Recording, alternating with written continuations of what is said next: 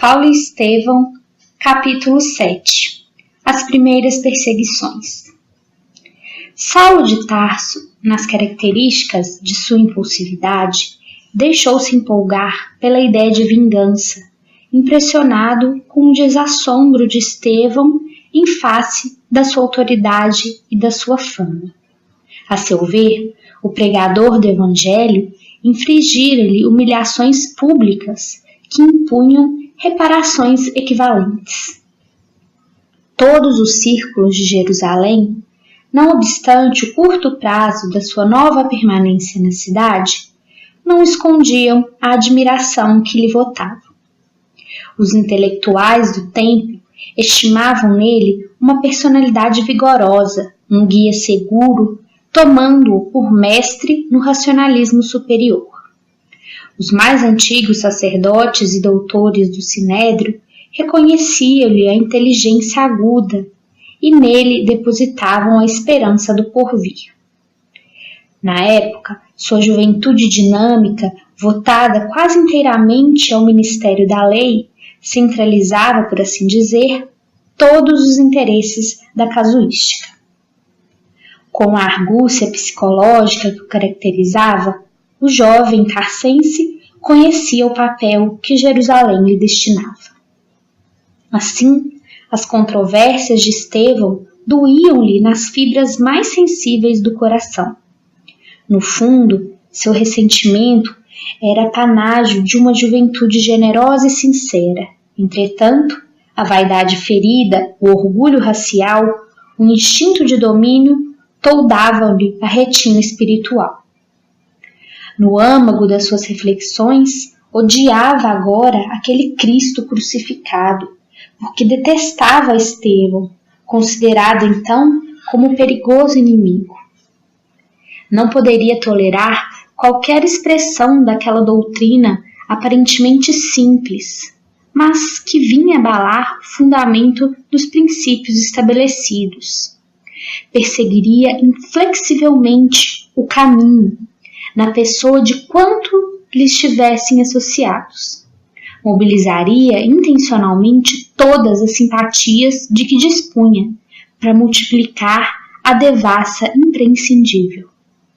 Certo, deveria contar com as admoestações conciliatórias de um Gamaliel e de outros raros espíritos que, a seu ver, se deixariam embair pela filosofia de bondade que os galileus haviam suscitado com as novas escrituras, mas estava convencido de que a maioria farisaica, em função política, ficaria ao seu lado, animando-o na empresa começada. No dia seguinte à prisão de Estevão, procurou arregimentar as primeiras forças com a máxima habilidade. A cata de simpatia para o amplo movimento da perseguição que pretendia efetuar, visitou as personalidades mais eminentes do judaísmo, abstendo-se, contudo, de procurar a cooperação das autoridades reconhecidamente pacifistas. A inspiração dos prudentes não interessava. Necessitava de temperamentos análogos ao seu, para que o cometimento não falhasse. Depois de concertar largo projeto entre os compatrícios, solicitou uma audiência da corte provincial, para obter o apoio dos romanos encarregados da solução de todos os assuntos políticos da província. O procurador, apesar de residir oficialmente em Cesareia, estagiava na cidade e ali tivera notícia dos fatos interessantes da véspera. Recebendo a petição do prestigioso doutor da lei, hipotecou-lhe solidariedade plena, elogiando as providências em perspectiva. Seduzido pelo verbo fluente do moço rabino, fez-lhe sentir, com a displicência do homem de estado de todos os tempos e em quaisquer circunstâncias pelos assuntos religiosos, que reconhecia no farisaísmo razões de sobra para mover combate aos galileus ignorantes, que perturbavam o ritmo das manifestações de fé nos santuários da Cidade Santa.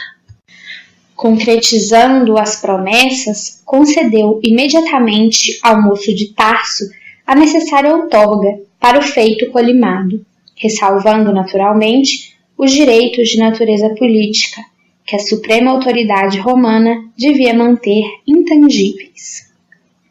Entretanto, bastava ao novel rabino a adesão dos poderes públicos aos projetos aventados. Animado em seus propósitos pela quase geral aprovação do seu plano, Saulo começou a coordenar as primeiras diligências por desvendar as atividades do caminho em suas mínimas modalidades. Obcecado pela ideia da desforra pública, idealizava quadros sinistros na mente superexcitada. Tão logo fosse possível, prenderia todos os implicados. O Evangelho, aos seus olhos, dissimulava sedição iminente. Apresentaria os conceitos oratórios de Estevão como uma senha da bandeira revolucionária, de maneira a despertar a repulsa dos companheiros menos vigilantes, habituados a pactuar com o mal, a pretexto de acomodatícia tolerância. Combinaria os textos da lei de Moisés e dos escritos sagrados, para justificar que se deveria conduzir os desertores dos princípios da raça até a morte. Demonstraria a irrepreensibilidade da sua conduta inflexível. Tudo faria por conduzir Simão Pedro ao calabouço. Em sua opinião, devia ser ele o autor intelectual da trama sutil que se vinha formando por causa da memória de um simples carpinteiro. No arrebatamento das suas ideias precipitadas, chegava a concluir que ninguém seria poupado nas suas decisões irrevogáveis. Nesse dia, singularizado pela visita às autoridades em evidência, no intuito de atraí-las à sua causa, outros fatos surpreendentes vieram agravar as preocupações que o assoberbavam.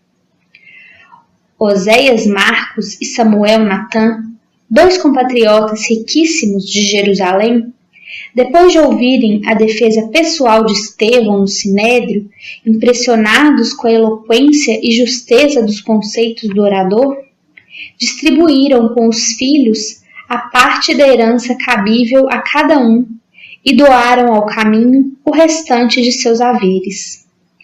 Para isso, procuraram Simão Pedro, beijando-lhe as mãos calejadas no trabalho, depois de lhe ouvirem a palavra acerca de Jesus Cristo. A notícia ecoou nos círculos farisaicos com as características de verdadeiro escândalo. Saulo de Tarso teve conhecimento do fato de imediato, aferindo o abalo geral que a atitude de Estevão provocara. A defecção dos dois correligionários, bandeando-se para os galileus, causou-lhe profundo sentimento de revolta. Falava-se mais que Oséias e Samuel, entregando ao caminho a totalidade dos seus bens, haviam declarado entre lágrimas que aceitavam o Cristo como o Messias prometido.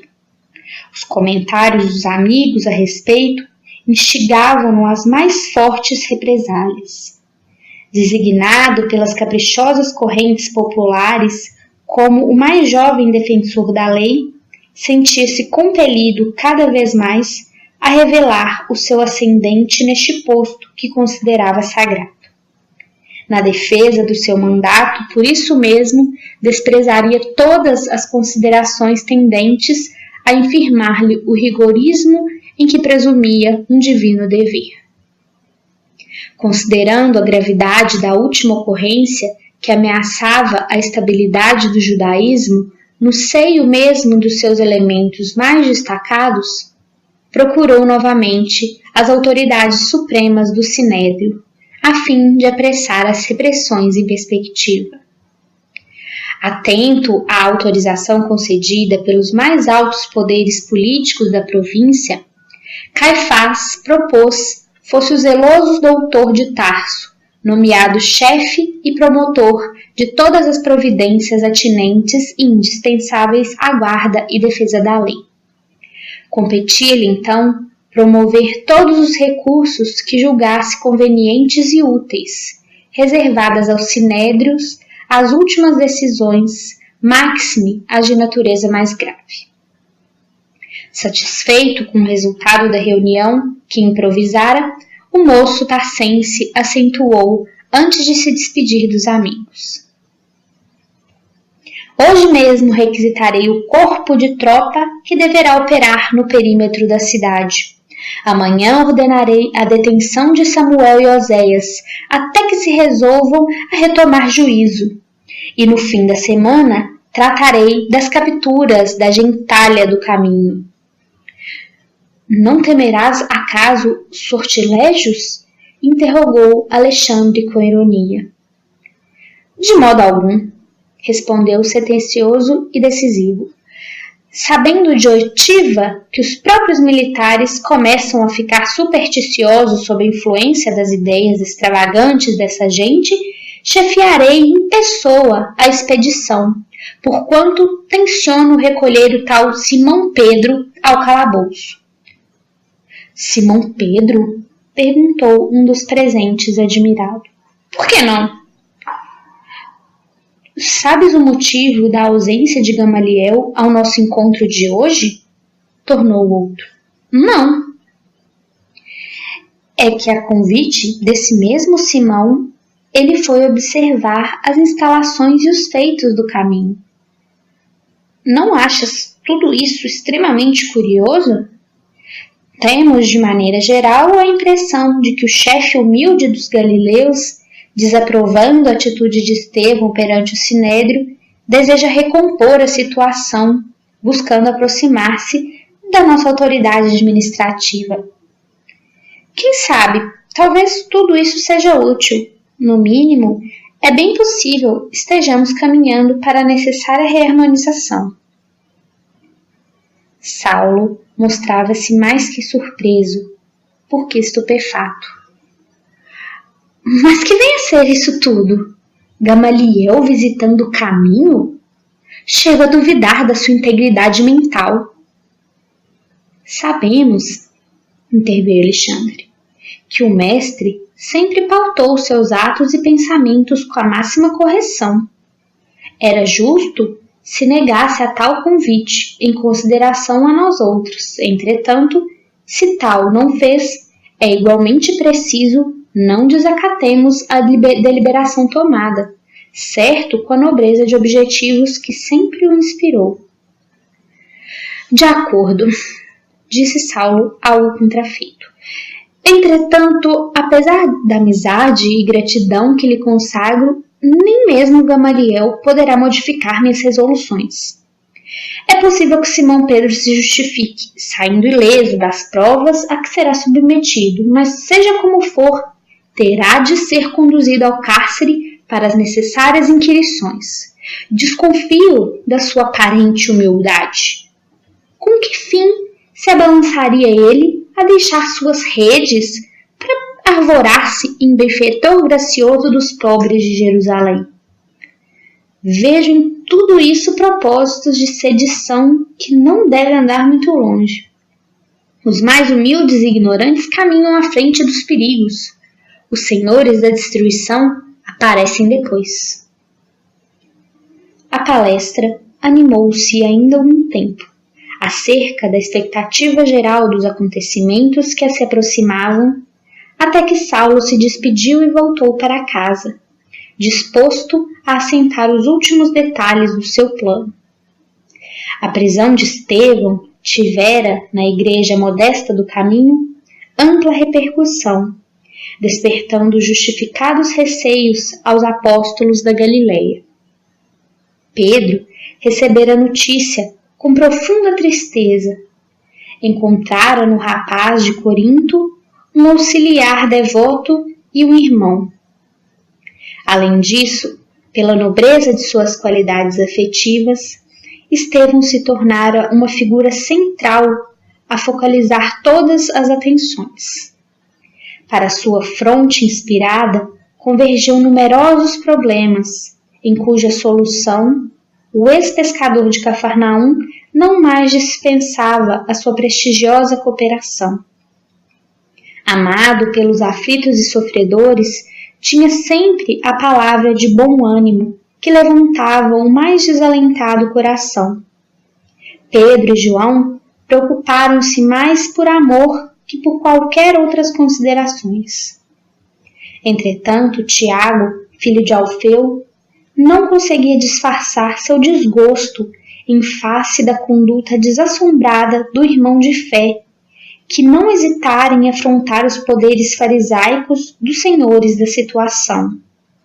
Na opinião dele, Estevão andara errado no capítulo das exortações. Deveria comedir-se, merecer a prisão pelos argumentos precipitados na defesa de si mesmo. Fermentara-se a discussão.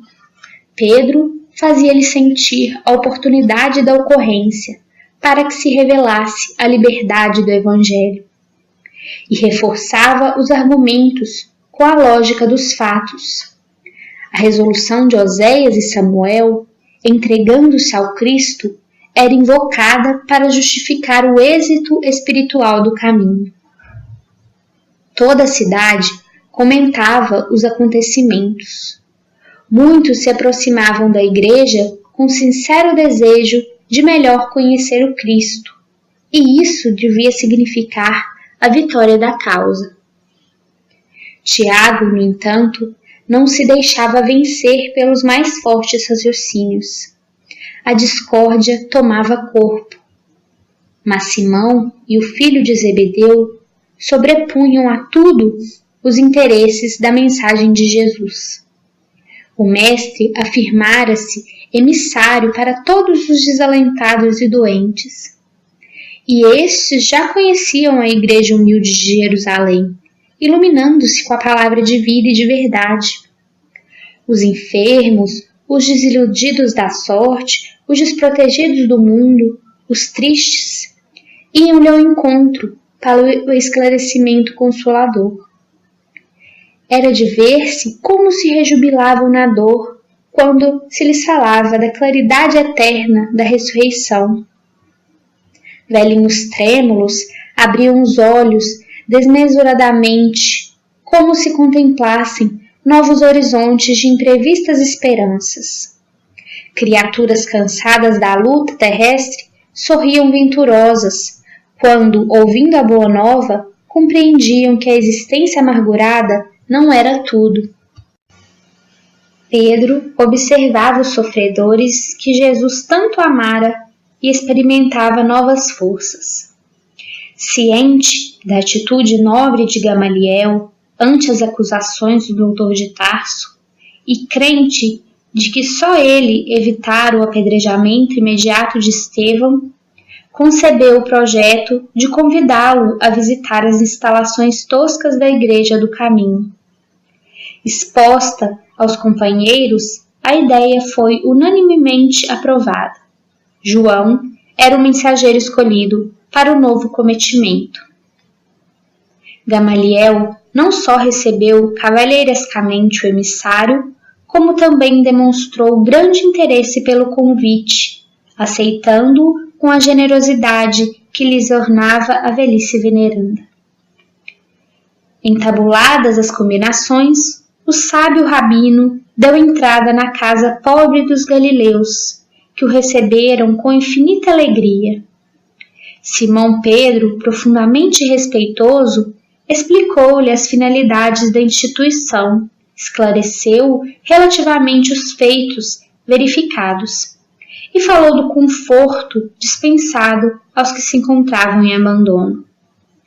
Carinhosamente, ofereceu-lhe uma cópia em pergaminho de todas as anotações de Mateus sobre a personalidade do Cristo e seus gloriosos ensinamentos.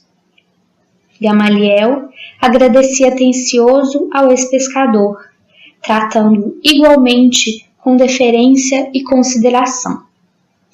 Dando a entender que desejava expor à sua respeitável apreciação todos os programas da Igreja Humilde, Simão conduziu o velho doutor da lei a todas as dependências.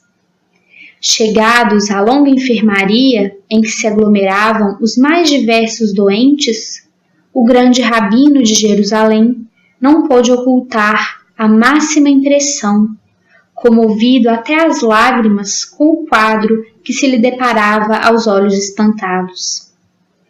Em leitos acolhedores via anciãs de cabelos nevados pelo inverno da vida e crianças esquálidas, cujos olhares agradecidos acompanhavam o vulto de Pedro, como se estivessem na presença de um pai.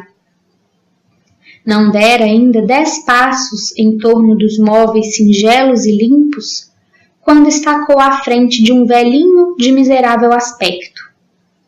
Imobilizado pela enfermidade que o prostrara, o pobre enfermo pareceu reconhecê-lo igualmente. E o diálogo se travou sem preâmbulos. Samônio, tu aqui? Interrogou Gamaliel admirado. Pois será possível que abandonasses Cesareia? Ah, sois vós, Senhor, respondeu o interpelado com uma lágrima no canto dos olhos.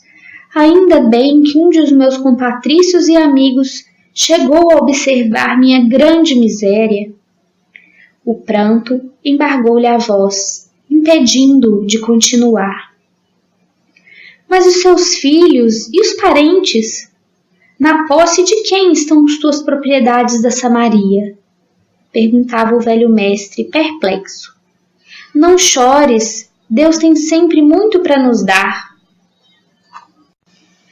Decorrida a longa pausa, em que Samônio pareceu coordenar as ideias para explicar-se, conseguiu limpar as lágrimas e prosseguir.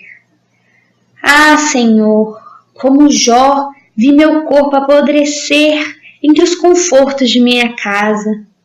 Jeová, em sua sabedoria, reservava-me longas provações. Denunciado como leproso, em vão solicitei socorro dos filhos que o Criador me concedeu na mocidade. Todos me abandonaram. Os familiares deram-se pressa em partir, deixando-me sozinho. Os amigos que se banqueteavam comigo em Cesareia fugiram sem que os pudesse ver. Fiquei só e desamparado. Um dia, para a suprema desesperação da minha digita, os executores da justiça procuraram-me para notificar a sentença cruel. Combinados entre si a conselho da iniquidade, meus filhos destituíram-me de todos os bens, assenhorearam-se de minhas posses e dos títulos em dinheiro que representavam a esperança de uma velhice honesta. Por fim, para cúmulo de sofrimentos, conduziram-me ao vale dos imundos, onde me abandonaram como se for um criminoso sentenciado à morte.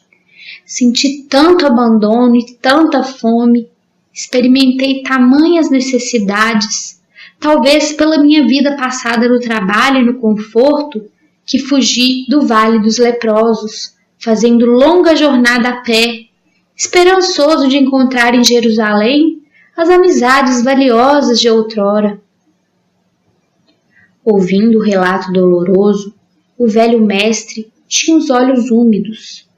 Conhecera Samônio nos dias mais felizes de sua vida. Homenageado em sua residência, de passagem por Cesareia, espantava-se agora daquela angustiosa indigência. Depois de pequeno interregno, em que o doente procurava enxugar o suor e as lágrimas, com voz pausada, continuou. Empreendi a viagem, mas tudo conspirou contra mim. Em breve os pés chagados não podiam caminhar.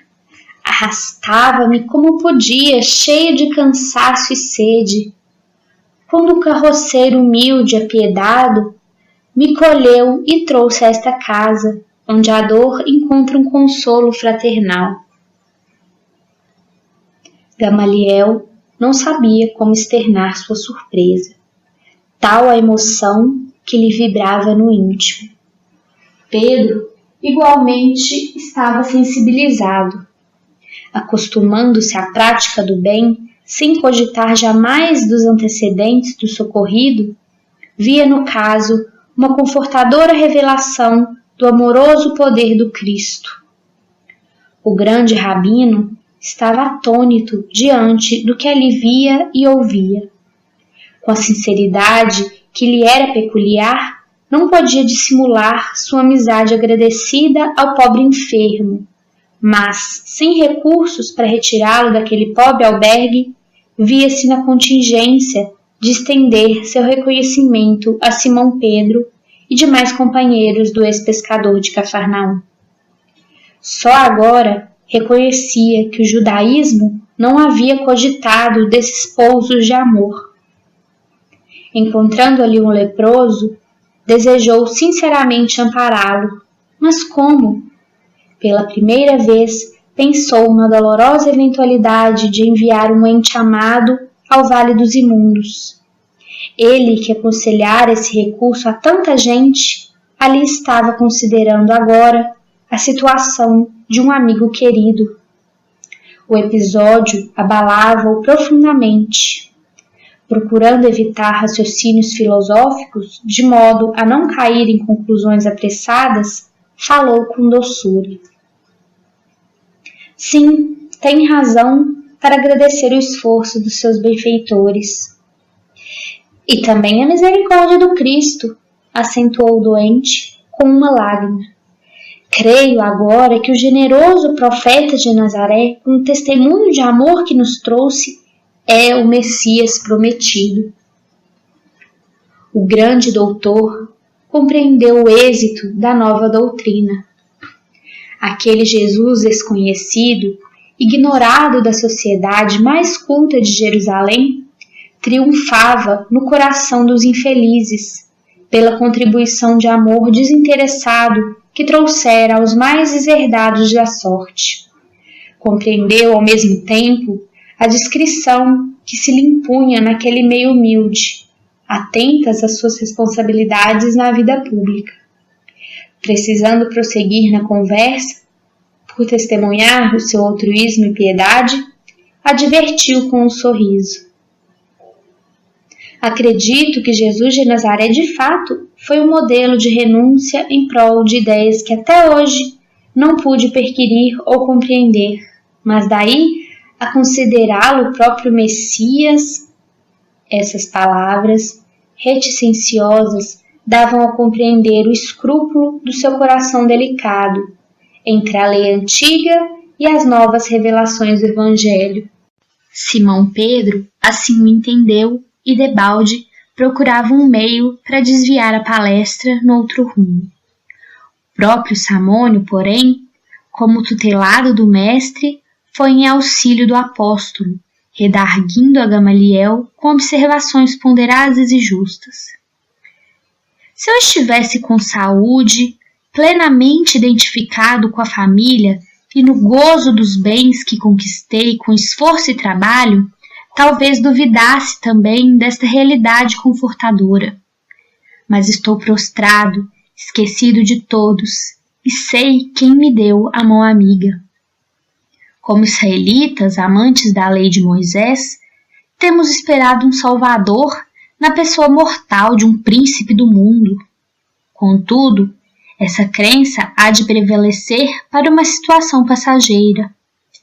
São ilusórios preconceitos esses que nos levam a induzir uma dominação de forças perecíveis. A enfermidade, porém, é conselheira carinhosa e esclarecida.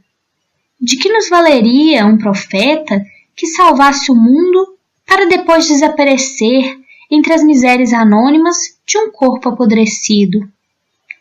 Não está escrito que toda iniquidade perecerá? E onde está o príncipe poderoso da terra que domine sem a garantia das armas? O leito de dor é um campo de ensinamentos sublimes e luminosos. Nele a alma exausta vai estimando no corpo a função de uma túnica. Tudo o que se refere à vestimenta vai perdendo, consequentemente, de importância. Persevera, contudo, a nossa realidade espiritual. Os antigos afirmavam que somos deuses. Na minha situação atual, tenho a perfeita impressão de que somos deuses projetados num turbilhão de pó. Apesar das chagas pustulentas que me segregam das afeições mais queridas, penso, quero e amo. Na cama escura do sofrimento, encontrei o Senhor Jesus para compreendê-lo melhor. Hoje creio que seu poder dominará as nações, porque a força do amor triunfando da própria morte.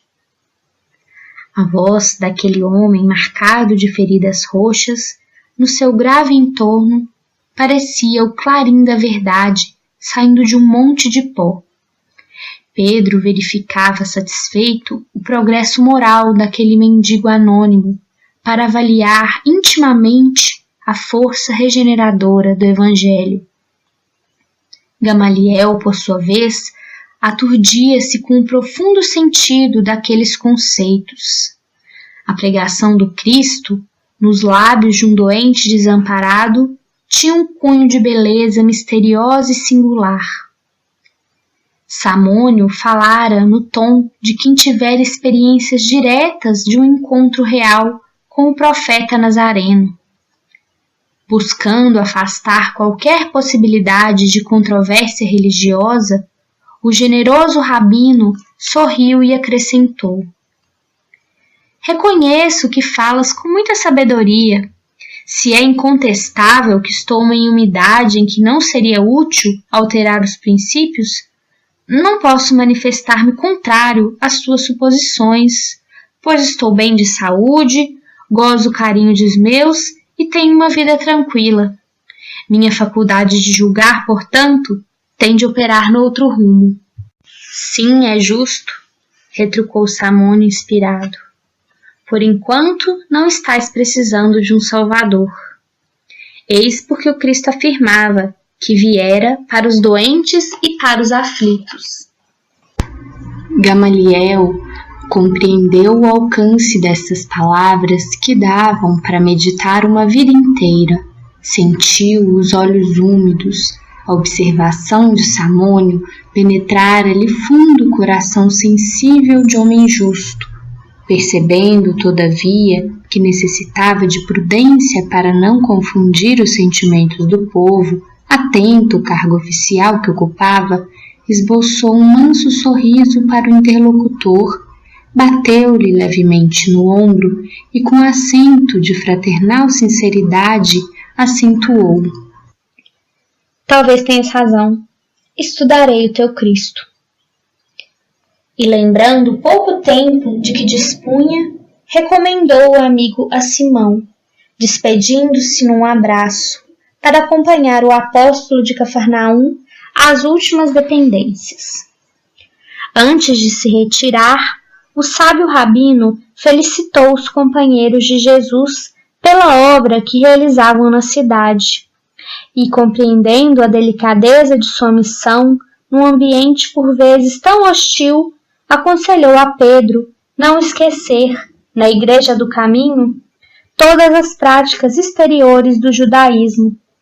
Seria justo, a seu ver, que se cuidasse da circuncisão de todos os que lhe batessem à porta, que evitassem as viandas impuras, que não olvidassem o templo e seus princípios. Gamaliel sabia que os galileus não seriam isentos de perseguição, ainda mais tratando-se de uma organização iniciada por alguém que fora condenado à morte pelo Sinédrio. Com aqueles conselhos, visava parar os golpes da violência, que cedo ou tarde haveriam de chegar. Pedro, João e Tiago agradeceram sensibilizados a carinhosa admoestação e o velho doutor regressou ao lar, fundamente impressionado com as lições do dia, levando consigo os apontamentos de Mateus, que se pôs a ler imediatamente. Mas 2 dias decorreram e as perseguições, capitaneadas por Saulo de Tarso, começaram a sacudir Jerusalém em todos os setores de suas atividades religiosas. Oséias Marcos e Samuel Natã foram presos, sem nota de culpa, a fim de responderem a rigoroso inquérito. Os cooperadores do movimento organizaram longas nominatas dos israelitas mais destacados que frequentavam as reuniões da Igreja do Caminho. O moço de Tarso determinara que se abrisse inquérito geral. Entretanto, como desejava dar uma demonstração de desassombro aos adversários, julgou que deveria iniciar as prisões de maior importância, depois do encarceramento de Osés e Samuel, no reduto mesmo dos galileus obscuros que haviam ousado afrontar sua autoridade. Foi pela manhã de um dia muito claro que o futuro rabino, cercado de alguns companheiros e soldados, bateu à porta da casa humilde, fazendo grande alarde dos fins de sua visita insidiosa. Simão Pedro, em pessoa, foi atendê-lo com grande serenidade nos olhos. Indisfarçável pavor estabeleceu-se entre os mais tímidos, porquanto 2 jovens que acompanhavam o apóstolo se incumbiram de correr ao interior e espalhar a notícia. És tu, Simão Pedro, antigo pescador de Cafarnaum? Perguntou Saulo com certa insolência. Eu mesmo, respondeu com firmeza. Estás preso, disse o chefe da expedição num gesto de triunfo. E mandando que 2 dos seus companheiros se adiantassem, ordenou fosse o apóstolo algemado incontinente. Pedro não opôs a mínima resistência. Impressionado com o temperamento pacífico que os continuadores do Nazareno testemunhavam sempre, Saulo objetou com escárnio. O mestre do caminho deve ter sido um alto modelo de inércia e covardia. Ainda não encontrei qualquer indício de dignidade nos seus discípulos, cujas faculdades de reação parecem mortas. Recebendo em cheio tão acerba injúria, o ex-pescador respondeu serenamente. Enganai-vos quando assim julgais. O discípulo do Evangelho é apenas inimigo do mal, e na sua tarefa coloca o amor acima de todos os princípios. Além do mais, nós consideramos que todo jugo com Jesus é suave. O jovem tarsense, detentor de tão alto poderio, não dissimulou o mal-estar que a resposta lhe causava, e apontando o continuador de Jesus, disse a um dos homens da escolta, Jonas, toma contra ele. E acentuando ironicamente as palavras, dirigiu-se aos demais com um gesto de desprezo para o apóstolo algemado, que o contemplava sereno, embora surpreendido. Não discutamos com este homem. Esta gente do caminho está sempre cheia de raciocínios absurdos. É preciso não perder tempo com a cegueira da ignorância. Vamos até lá dentro. Prendamos os chefes. Os sequazes do carpinteiro hão de ser perseguidos até o fim. Resoluto, tomou a dianteira, penetrando ousadamente em busca dos apartamentos mais íntimos. De porta em porta, encontrava mendigos que o fitavam, tomados de espanto e amargura. O quadro vivo de tanta miséria, abrigada, enchia-o de admiração, mas esforçava-se por não perder a enfibratura implacável, de maneira a executar seus projetos nos menores detalhes. Ao lado da enfermaria de mais vastas proporções, encontrou o filho de Zebedeu, que lhe ouviu a voz de prisão sem alterar a serenidade fisionômica. Sentindo as mãos grosseiras do soldado que lhe aplicava as algemas, João ergueu os olhos ao alto e murmurou simplesmente: Encomendo-me ao Cristo. O chefe da caravana olhou com profundo desprezo e exclamou altivamente para os companheiros: Faltam 2 mais, procurem-nos. Referia-se a Filipe e Tiago. na qualidade de discípulos diretos do Messias de Nazareno. Mais alguns passos e o primeiro foi encontrado facilmente. Filipe deixou-se algemar sem protesto. Suas filhas o rodearam aflitas e chorosas. Coragem, filhas, disse ele sem temor. Acaso seríamos superiores a Jesus, que foi perseguido e crucificado pelos homens? Ouves, Clemente? Perguntou Saulo irritado a um dos amigos mais cotados. Não se percebe outra coisa a não ser referências ao estranho Nazareno? O primeiro falou em jugo do Cristo, o segundo encomendou-se ao Cristo. Este alude à superioridade do Cristo. Aonde iremos? Após desabafar a cólera, em termos ásperos, remativa com um estribilho constante. Havemos de ir até o fim. Seguros os 3 prisioneiros, faltava o filho de Alfeu. Alguém se lembrou de procurá-lo no tosco biombo que ocupava. Com efeito, lá o acharam, ajoelhado, tendo diante os olhos um rolo de pergaminhos em que se encontrava a lei de Moisés. Via-se-lhe a palidez marmórea do rosto, quando Saulo se aproximou ríspido. — Que é isso? Há aqui alguém que cuide da lei? O irmão de Levi levantou os olhos transbordantes de sincero receio e explicou humilde. — Senhor, jamais esqueci a lei de nossos pais. Meus avós ensinaram-me a receber de joelhos as luzes do profeta santo. A atitude de Tiago não traduzia fingimento.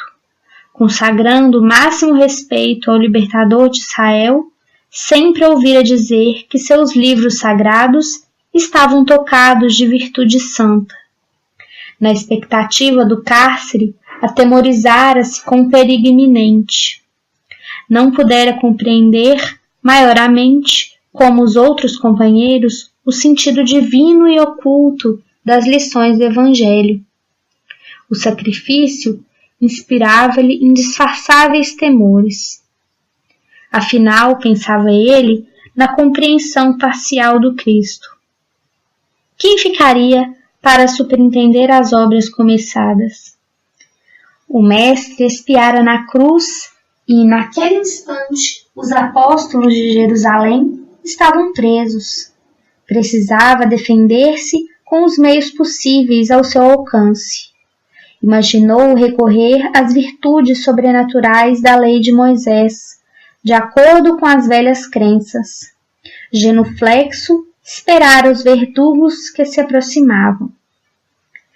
Em face da atitude imprevista de Tiago, Saulo de Tarso estava atônito. Só os espíritos profundamente aferrados ao judaísmo liam de joelhos os ensinamentos de Moisés. Em sã consciência, não poderia ordenar a prisão daquele homem. O argumento que justificava sua tarefa perante as autoridades políticas e religiosas de Jerusalém era o combate aos inimigos das tradições. Mas não sois amigos do carpinteiro?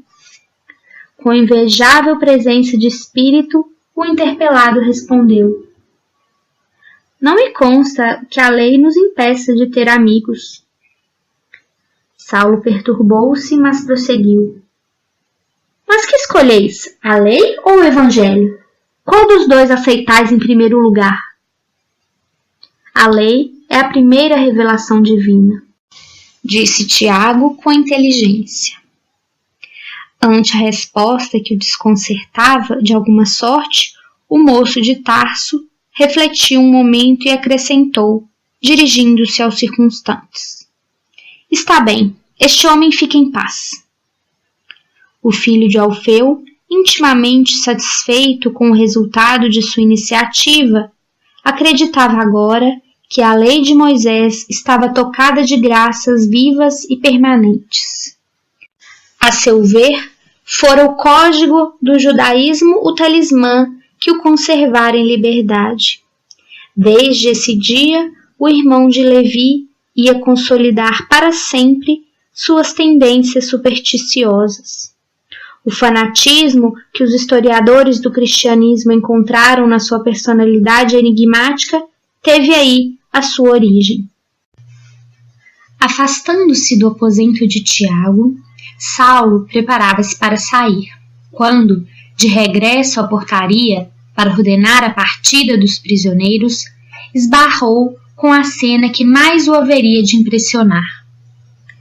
Todos os doentes que se podiam arrastar, todos os abrigados capazes de se moverem, cercavam a pessoa de Pedro, chorando comovidamente. Algumas crianças lhe chamavam pai. Anciões trêmulos osculavam-lhe as mãos. Quem se compadecerá de nós agora?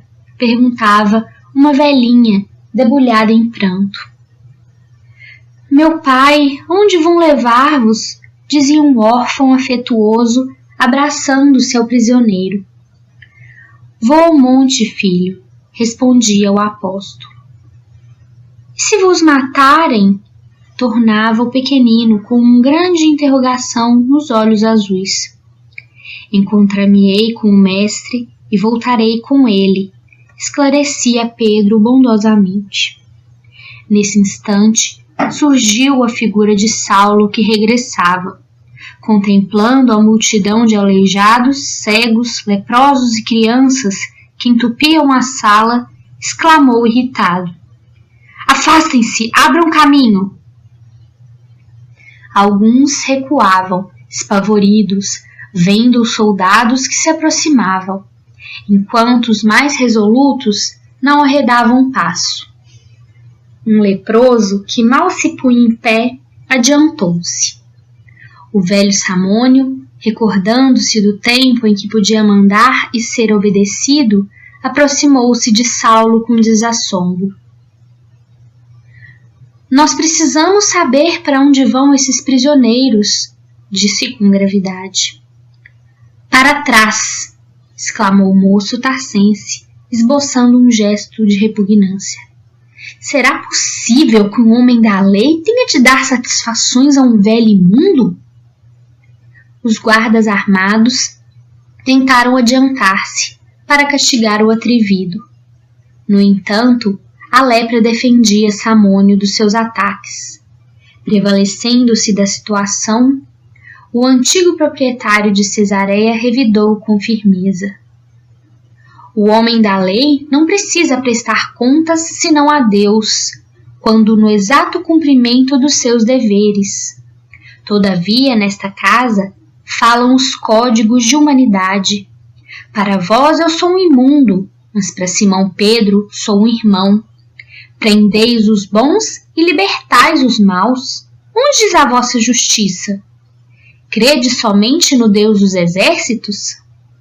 É indispensável saberdes que se o Eterno é o fator supremo da ordem, o Evangelho nos ensina a buscar, em sua providência, o carinho de um pai.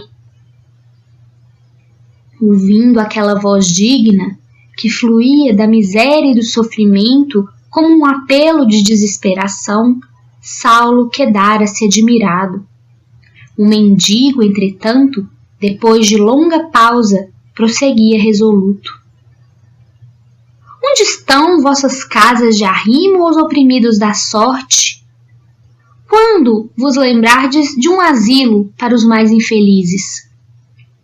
Enganai-vos se supondes inércia em nossa atitude. Os fariseus levaram Jesus ao Calvário da crucificação, privando os necessitados de sua presença inefável. Por haver praticado o bem, Estevão foi metido no cárcere. Agora o Sinédrio requisita os apóstolos do caminho, retribuindo-lhes a bondade com a escuridão do calabouço. Mas estáis equivocados. Nós, os miseráveis de Jerusalém, haveremos de lutar convosco.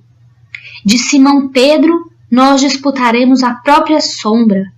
Se vos negardes a atender nossas súplicas, importa lembrardes que somos leprosos. Envenenaremos vossos poços. Pagareis a perversidade com a saúde e com a vida. Nesse ínterim, não pôde continuar. Ante a expectação angustiosa de todos, Saulo de Tarso sentenciou ríspido: Cala-te, miserável! Onde estou? Que te pude ouvir até agora? Nem mais uma palavra!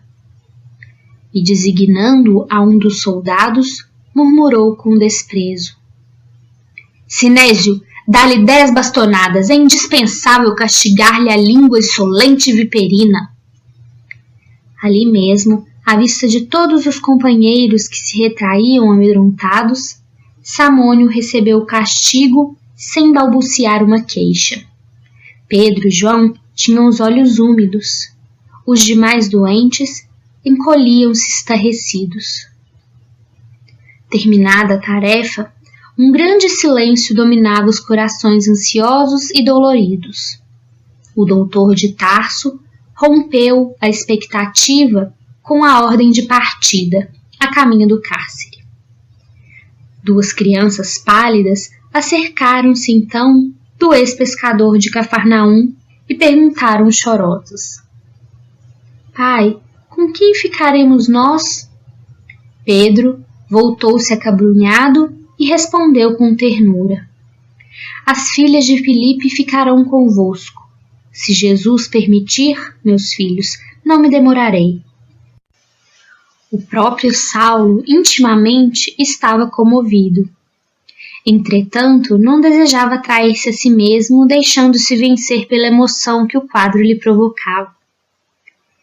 Pedro compreendeu que as lágrimas silenciosas de todos os tutelados humildes do caminho traduziam desvelado amor naquele momento de angustiantes despedidas. Em seguida a esse feito, o jovem tarsense desdobrou as energias na primeira perseguição experimentada pelas expressões individuais e coletivas do cristianismo nascente. Mais do que se poderia supor, Jerusalém regurgitava de criaturas que se interessavam pelas ideias do Messias Nazareno. Saulo prevaleceu-se dessa circunstância para fazer sentir, mais uma vez, o perigo ideológico que o Evangelho representava. Numerosas prisões foram efetuadas. Na cidade, iniciara-se um êxodo de grandes proporções. Os amigos do caminho, com possibilidades financeiras, preferiam encetar a vida nova na Idumeia ou na Arábia, na Sicília ou na Síria. Os que podiam escapavam ao rigor dos inquéritos violentos, iniciados com retumbâncias de escândalo público. As personalidades mais eminentes eram metidas na prisão, incomunicáveis, mas os anônimos e humildes, os da plebe, sofriam grandes vexames nas dependências do tribunal onde se faziam os interrogatórios. Os guardas assalariados por Saulo para a execução do nefando trabalho excediam-se nos abusos. És do caminho de Jesus Cristo? Perguntava um deles a uma desventurada mulher com risinhos de ironia. Eu... gaguejava a infeliz, compreendendo a delicadeza da situação. Depressa, dize depressa! Tornava o beleguim desrespeitoso. A mísera criatura empalidecia a tremer, refletindo nos pesados castigos que lhe seriam impostos, e retrucava com profundo temor. Eu não... E que fostes fazer nas suas assembleias sediciosas? Fui buscar remédio para um filhinho doente. Em face da negativa, o preposto do sinédrio parecia acalmar-se, mas logo exclamava para um dos auxiliares. Muito bem, a interrogada pode ir em paz. Antes, porém, de retirar-se, manda o regulamento se lhe aplique alguns golpes de chanfalho. E era inútil resistir. Naquele tribunal singular, por longos dias seguidos, verificaram-se punições de toda a espécie. Das respostas do querelado dependiam o encarceramento, os açoites, o chanfalho, as bastonadas, as macerações e os apupos. Saulo tornara-se a mola central do movimento terrível e execrado por todos os simpatizantes do caminho. Multiplicando energias, visitava diariamente os núcleos do serviço a que costumava chamar Expurgo de Jerusalém, desenvolvendo atividade pasmosa dentro da qual mantinha a vigilância constante das autoridades administrativas, encorajava os auxiliares e preposto, instigava outros perseguidores dos princípios de Jesus sem deixar arrefecer-se o zelo religioso ao sinédrio. Dentro de uma semana, após as prisões efetuadas na igreja modesta, realizava-se a memorável sessão em que Pedro, João, Filipe deveriam ser julgados. A assembleia excepcional despertara a maior curiosidade. Lá se congregavam todas as personalidades eminentes do farisaísmo dominante. Gamaliel compareceu, dando mostras de profundo abatimento. De modo geral, comentava-se a atitude dos mendigos que, não obtendo permissão de ingresso, aglomeravam-se em longas filas na grande praça e protestavam em atroante vozerio. Debalde aplicavam-lhe bastonadas à torto e à direito, porque a turba de miseráveis assumira proporções nunca vistas. O quadro era curioso e alarmante. Tomar providências para correr com a massa parecia tarefa impossível. Os peregrinos e os doentes contavam-se por centenas numerosas. Era inútil reprimir nos pontos isolados o que somente vinha agravar a revolta e desesperação de muitos. Em altos brados reclamavam a liberdade de Simão Pedro. Exigiam em tumulto a sua libertação como se exigissem um legado de seu legítimo direito. No salão nobre, não só os assistentes comentavam o fato, mas também os juízes não dissimulavam profunda impressão. O próprio Anás contava o assédio de que vinha sendo objeto por parte dos favorecidos de Jerusalém. Alexandre alegava que à sua residência afluíram centenas de aflitos a solicitar-lhe os bons ofícios a favor dos prisioneiros. Saulo, de vez em quando, respondia a um ou outro com rápidos monossílabos. Sua fisionomia carregada traduzia propósitos inferiores relativamente ao destino dos apóstolos da Boa Nova, que lá estavam à sua frente, no fundo da sala, humildes, serenos, no banco dos criminosos comuns. Viu-se então que Gamaliel se detinha com o sumo sacerdote em conversação íntima que durou alguns minutos e despertava grande curiosidade entre os colegas. Em seguida, o venerando doutor da lei chamou o ex-discípulo para um entendimento particular antes de iniciarem os trabalhos. Os colegas perceberam que o rabino, tolerante e generoso, ia advogar a causa dos continuadores do Nazareno. Qual a sentença a ser proposta para os prisioneiros? Interrogou o velhinho com bondoso interesse, logo que se viram distanciados dos grupos rumorosos. Sendo eles galileus, disse Saulo enfático na sua autoridade, não lhes será conferido o direito da palavra no recinto, de maneira que já deliberei a punição que lhes cabe. Vou propor a morte dos 3 com a de Estevão pelo apedrejamento. Que dizes? Exclamou Gamaliel surpreso. Não vejo outro recurso, disse o moço tarcense. Precisamos extirpar pela raiz os males que começam. Acredito que, se encararmos o movimento com tolerância, teremos o prestígio do judaísmo abalado por nossas próprias mãos. Entretanto, Saulo, replicou o velho mestre com profunda bondade, Devo invocar o ascendente que tenho em tua formação espiritual para defender estes homens da pena de morte. O moço caprichoso fez-se lívido, não se habituara a transigir nos seus conceitos e decisões. Sua vontade era sempre tirânica e inflexível, mas Gamaliel fora de todos os tempos o seu melhor amigo. Aquelas mãos rugosas lhe haviam ministrado os exemplos mais santos. Delas recebera vasto potencial de socorro em todos os dias da vida. Compreendeu que defrontava um obstáculo poderoso na consecução integral de seus desejos.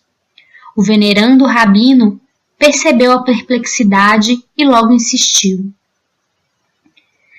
Ninguém mais do que eu conhece a generosidade do seu coração e sou o primeiro a reconhecer que tuas resoluções obedecem ao zelo inexcedível na defesa de nossos princípios milenares.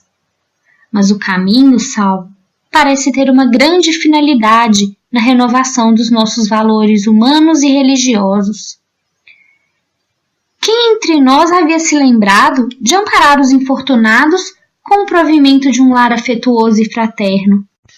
Antes da tua diligência corretiva, visitei essa instituição singela e pude confortar-me na observação do seu excelente programa. O jovem doutor estava pálido, ouvindo tais conceitos que, a seu ver, eram um positivo sinal de fraqueza. Mas será possível, disse admirado, que também vos tenhais lido o Evangelho dos Galileus? Estou a lê-lo, confirmou Gamaliel sem titubear. E pretendo meditar mais demoradamente os fenômenos que ocorrem em nosso tempo. Pressinto grandes transformações em toda parte. Tenciono retirar-me da vida pública em breves dias, a fim de tomar o caminho do deserto. É claro, porém, que estas minhas palavras devem ser guardadas por ti, em penhor de mútua confiança. Sumamente impressionado, o moço de Tarso não sabia o que responder. Presumia o mestre respeitável mentalmente prejudicado por excessos de lucubrações. O mestre, porém, como se lhe adivinhasse o pensamento, acrescentou: Não me suponhas mentalmente debilitado. A velhice no corpo não me apagou a capacidade de pensar e discernir por mim mesmo. Compreendo o escândalo que se levantaria em Jerusalém se um rabino do Sinédrio modificasse publicamente as convicções mais íntimas. Mas é preciso convir que estou falando a um filho espiritual. Expondo sinceramente o meu ponto de vista, faço tão só para defender homens generosos e justos de uma sentença iníqua e indevida. Vossa revelação, exclamou Saulo de Roldão, decepciona-me profundamente. Conhece-me de menino e sabe que o homem sincero não se poderá preocupar com os que elogiem ou lamentem no cumprimento de um sagrado dever. Imprimindo carinhoso acento à voz, acentuava solícitos. Não me faças ir contigo nesta assembleia, aos debates públicos escandalosos e atentatórios da feição amorosa que toda verdade deve trazer consigo. Libertarás estes homens em atenção ao nosso passado de mútuo entendimento, é só o que eu te peço. Deixa-os em paz, por amor aos nossos laços afetivos. Daqui a alguns dias não precisarás conceder-me mais coisa alguma ao velho mestre. Serás meu substituto neste cenáculo, porquanto tenciono abandonar a cidade em breves dias. E como Saulo hesitasse, continuou. Não precisarás refletir muito tempo. O sumo sacerdote está ciente de que eu pediria tua clemência para os prisioneiros. Mas e a minha autoridade? Interrogou o rapaz com orgulho. Como conciliar a indulgência com a necessidade de reprimir o mal? Toda a autoridade é de Deus. Nós somos simples instrumentos, meu filho. Ninguém se diminuirá por ser bom e tolerante. Quanto à providência mais digna, cabível no caso, é conceder liberdade a todos eles. Todos? Perguntou Saulo num gesto de grande admiração. Como não? Confirmou o venerável doutor da lei. Pedro é um homem generoso. Filipe é um pai de família extremamente dedicado ao cumprimento de seus deveres. João é um moço simples. Estevão se consagrou aos pobres. Sim, interrompeu o moço tarcense. Concordo com a libertação dos 3 primeiros, com uma condição. Por serem casados, Pedro e Filipe poderão continuar em Jerusalém, restringindo suas atividades aos socorros dos doentes e necessitados. João será banido, mas Estevão deverá sofrer a sentença decisiva. Já propus publicamente a lapidação, e não vejo motivos para transigir, mesmo porque, para escarmento, pelo menos um dos discípulos do carpinteiro deve morrer. Gamaliel compreendeu a força daquela resolução pela veemência das palavras que a traduziam. Saulo deixara bem claro que não transigiria quanto ao taumaturgo. O velho rabino não insistiu.